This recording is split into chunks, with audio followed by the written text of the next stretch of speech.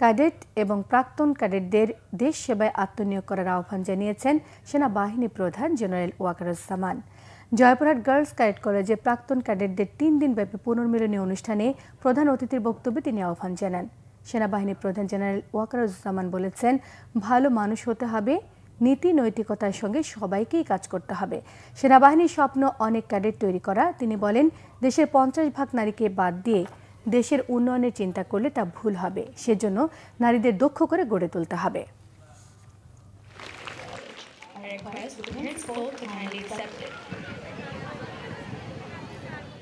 দেশের জাতির জন্য কাজ করতে, গরিবদের জন্য কাজ করতে, যাদের পয়সায়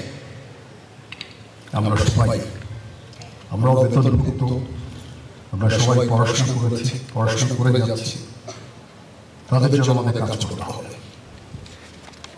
কারণ এই ছোট্ট বক্তব্য থেকে আমি বুঝতে পেরেছি যে এই ক্যাডেট কলেজের যে উদ্দেশ্য,